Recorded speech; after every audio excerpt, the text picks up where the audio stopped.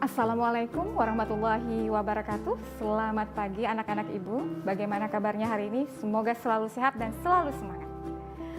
Baik, perkenalkan dulu. Nama ibu adalah Bu Pipit. Hari ini kita akan belajar materi pembelajaran bahasa Indonesia untuk kelas 9. Dan sebelum kita mulai, ibu ingin menampilkan dan kalian akan menyaksikan video berikut ini ya. Silakan saksikan dulu sebuah video dengan judul Ngeri Banget, karya Ahmad Mustafa.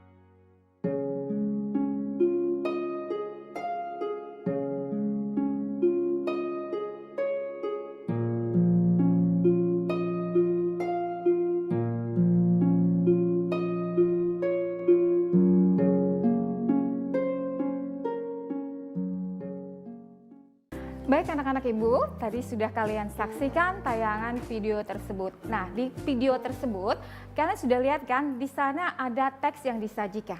Kira-kira ibu tanya nih, itu teks apa? Ada yang bisa jawab? Iya, betul sekali. Yang disajikan di sana adalah sebuah teks cerpen. Nah, berdasarkan teks cerpen yang kita lihat tadi, maka pembelajaran kita hari ini adalah mengenai teks cerpen. Baik, untuk KD-nya, kompetensi dasar, itu kita adalah di sini 3.5, mengidentifikasi unsur-unsur pembangun teks cerpen, baik yang didengar maupun yang dibaca. Kemudian, setelah melakukan pembelajaran ini, siswa diharapkan mampu mengidentifikasi pengertian teks cerpen. Kemudian yang kedua, mengidentifikasi ciri teks cerpen. Dan yang ketiga adalah menjelaskan unsur-unsur teks cerpen. Baik, yang pertama dulu untuk pengertian sebuah teks cerpen. Nah, cerpen ini sebenarnya merupakan akronim dari sebuah kata cerita pendek ya. Jadi itu akronim gabungan dari kata cerita pendek.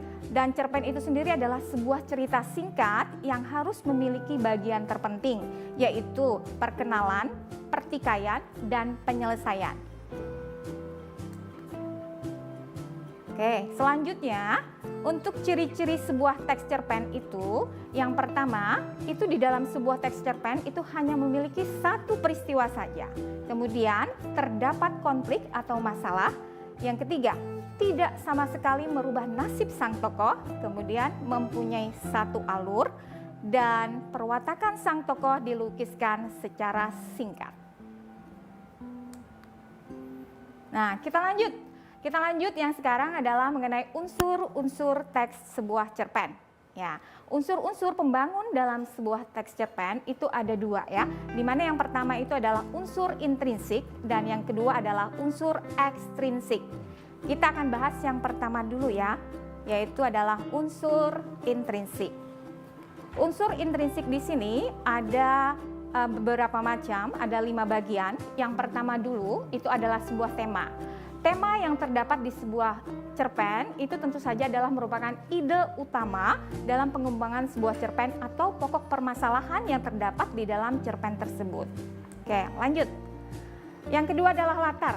Latar di sini dibagi 3, yaitu latar tempat, latar waktu, dan latar suasana. Nah, kita akan lihat contoh di dalam sebuah teks cerpen itu penggunaan latar, tempat, waktu, dan suasana. Yang seperti ini. Desember 1946 baru saja dimulai ketika sebuah kabar tiba di Langgar. Di tempatku setiap hari mengajari anak-anak mengaji. Aku memberi isyarat kepada Rahim. Jangan sampai anak-anak dengar kataku memelankan suara sambil berdiri menuju belakang Langgar yang kemudian disusulnya. Anak-anakku minta melanjutkan bacaannya. Nanti Bapak kembali, janjiku kepada mereka. Perhatikan di sana, di contoh teks cerpen di sana, di kutipan cerpen di sana, kita akan bisa menemukan latar tempat, waktu, dan suasana. Ya kan? Latar tempatnya yaitu di Langgar, karena kejadian di sana di sebuah langgar. Kemudian latar waktunya itu sudah tertera jelas Desember 1946. Dan latar suasananya itu kalau diambil kutipannya ada di sini. Aku memberi isyarat kepada Rahim, jangan sampai anak-anak dengar. Kataku memelankan suara sambil berdiri. Nah, di sana suasananya adalah khusyuk karena di sana ada sebuah pengajian, anak-anak sedang mengaji. Oke, kita lanjut. Yang keempat untuk yang ketiga untuk unsur intrinsik dalam sebuah teks cerpen adalah penokohan. Penokohan tentu saja berhubungan dengan perwatakan. Di dalam sebuah cerpen otomatis kita memiliki tokoh-tokoh atau terdapat tokoh-tokoh. Nah, tokoh-tokoh di sini tentu saja wataknya ada antagonis, ada protagonis. Antagonis itu tentu yang memiliki tokoh yang bersifat jahat. Contohnya, tokoh itu mempunyai sifat yang buruk, kasar, pemarah, itu adalah berarti antagonis. Kemudian yang kedua itu adalah perwatakan protagonis ya, disebut penokohan protagonis. Di sini watak yang memiliki bersifat baik, misalnya lemah lembut, suka menolong. Nah, itu merupakan contoh dari penokohan yang memiliki perwatakan dan tentu terdapat di sebuah cerpen. Baik anak-anak, kita lanjutkan ya. Untuk yang keempat dari unsur trinsiknya itu adalah sudut pandang. Sudut pandang di sini merupakan cara pandang yang digunakan pengarang sebagai sarana untuk menyajikan tokoh, tindakan, dan latar.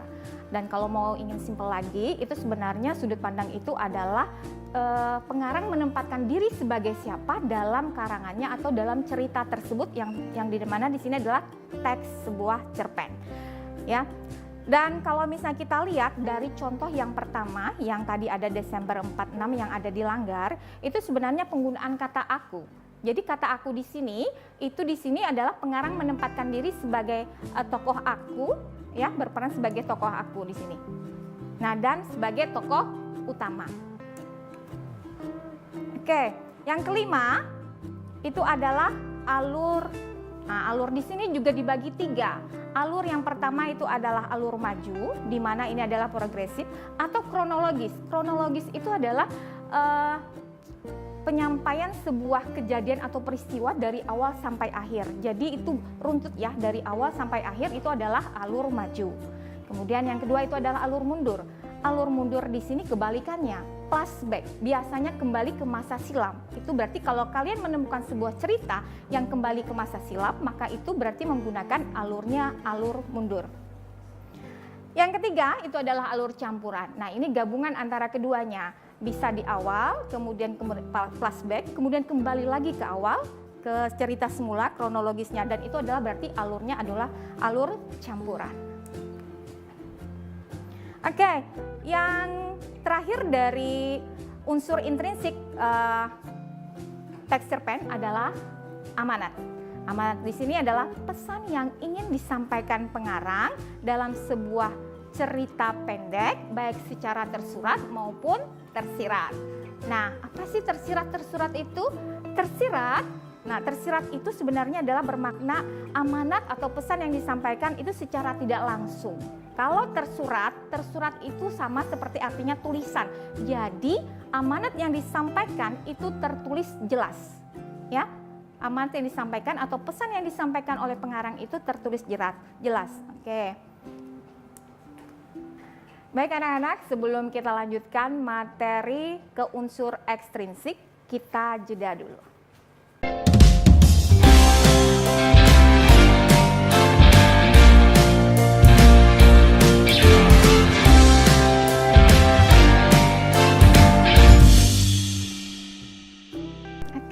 Kita lanjutkan untuk pembahasan mengenai unsur ekstrinsik.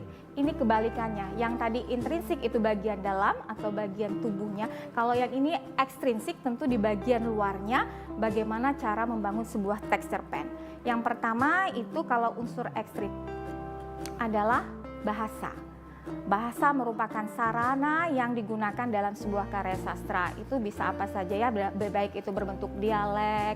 Nah, itu bisa mempengaruhi sebuah teks cerpen. Kemudian yang kedua, latar belakang pengarang. Latar belakang pengarang meliputi pemahaman kita terhadap sejarah hidup pengarang dan juga sejarah hasil karangan yang ditulis pengarang sebelumnya. Maksudnya begini, jika pengarang tersebut orang Banjarmasin, otomatis dia tinggal di Banjarmasin, tidak bisa dia menulis tentang kehidupan Jepang, kecuali dia pernah ke Jepang. Jadi itu sangat mempengaruhi. Itulah yang disebut dengan latar belakang pengarang. Atau mungkin dia seorang yang broken home ya, atau yang orang yang tidak suka punya perasaan sakit hati di rumah, dia akan bisa menulis sebuah teks cerpen mengenai hal itu karena dia sudah pernah mengalaminya. Jadi seperti itu. Sama kalau misalnya cerita itu mengenai kehidupan tukang beca. Kalau dia tidak pernah bagaimana tahu kehidupan tukang beca, otomatis dia tidak pernah bisa tahu atau bisa menulis mengenai kehidupan tukang beca. Karena dia harus mempelajarinya terlebih dahulu. Itulah yang dimaksud dengan latar belakang pengarang. Oke, yang selanjutnya. Nah, di dalam sebuah cerpen itu pasti terdapat nilai-nilai. Nilai-nilai inilah yang bisa kita ambil biasanya. Yang pertama itu bisa saja terdapat nilai moral, nilai sosial, nilai budaya, nilai religi atau keagamaan, nilai politik. Karena semua nilai-nilai ini pasti ada di dalam sebuah teks cerpen. Itu secara tidak langsung pasti meliputi di sana, tapi tidak secara keseluruhan, bisa hanya sebagian. Tapi di dalam teks cerpen itu tentu saja terdapat nilai-nilai ini salah satunya. Oke. Baik, untuk kesimpulannya yang ciri-ciri dari sebuah teks cerpen itu yang pertama dulu, itu biasanya hanya memiliki satu alur, satu konflik, tidak merubah nasib sang tokoh ya. Kemudian yang terakhir itu adalah pembangun dari sebuah teks cerpen unsur-unsurnya ada dua, yaitu adalah unsur intrinsik dan unsur ekstrinsik. Kalau unsur intrinsik yang pertama adalah tema, kemudian latar, kemudian yang ketiga itu adalah alur, kemudian lagi adalah sudut pandang dan amanat. Kemudian yang terakhir adalah unsur ekstrinsik. Unsur ekstrinsik itu adalah yang pertama bahasa, yang kedua latar belakang, dan yang ketiga adalah nilai. Oke, baik anak-anak Ibu, di akhir kegiatan kita hari ini, Ibu akan memberikan tugas kepada kalian dan nanti akan kalian simak video yang tadi di awal, dan ini akan Ibu tayangkan lagi ya, video dengan judul Ngeri Banget karya Ahmad Mustafa, dan di sini ada merupakan teks sebuah cerpen. Kalian perhatikan benar-benar dan baca ya. Setelah itu nanti kalian analisis unsur intrinsik yang terdapat dalam kutipan teks cerpen di video tersebut. Jadi ingat ya, hanya unsur intrinsik, yaitu tema, alur, latar, sudut pandang, dan amanat.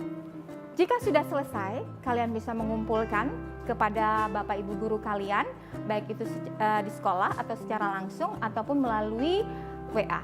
Baik anak-anak Ibu, demikian pembelajaran kita hari ini. Semoga bermanfaat. Sebelum Ibu tutup, Ibu akan mengingatkan kembali untuk selalu menaati protokol kesehatan. Yang pertama, menggunakan masker, cuci tangan dengan sabun, jaga jarak, dan hindari kerumunan. Terima kasih. Wassalamualaikum warahmatullahi wabarakatuh.